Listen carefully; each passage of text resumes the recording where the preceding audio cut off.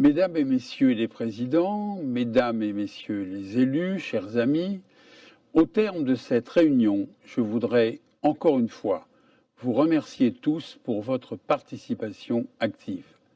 Sur ce sujet, encore si actuel du Covid-19, la mise en commun de nos expériences nous rendra plus forts face à cette pandémie.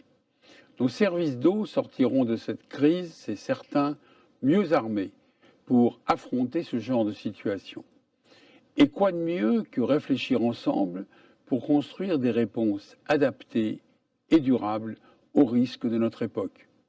Je crois profondément à l'intelligence collective, à la coopération, dont notre club est un bel exemple.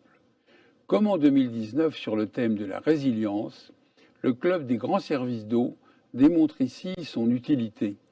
Souhaitons qu'il continue de se développer. Je salue à nouveau l'arrivée de Sofia et Tirana, peut-être Lima prochainement. Nous travaillons encore à l'attractivité du club afin que certaines zones du globe y soient représentées.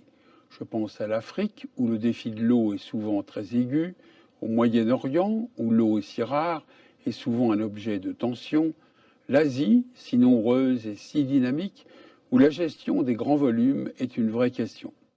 L'Europe du Nord aussi, avec ses grandes réserves d'eau douce. L'eau est un sujet avec une forte dimension culturelle. Le rapport à l'eau diffère d'une civilisation à l'autre, d'un pays à l'autre. Notre club a vocation à réunir toutes ces approches diverses. Je forme le vœu que notre club se mondialise davantage, à l'image de notre humanité à la fois diverse et unique. Je vous invite à poursuivre le dialogue entre vous, au-delà de nos réunions plénières, à prendre contact les uns avec les autres dans un cadre plurilatéral. Nous avons voulu ce club à taille humaine, orienté vers l'opérationnel. Nous ne serons jamais 100, ni même 50, et nous devons concentrer nos débats sur les innovations et les solutions concrètes à mettre en œuvre pour le bien de nos populations face aux défis du changement climatique. À vous de faire vivre ce club, à vous d'échanger librement. Sachez que le CEDIF sera toujours là comme point d'appui et comme carrefour à nos discussions à chaque fois que vous en aurez besoin.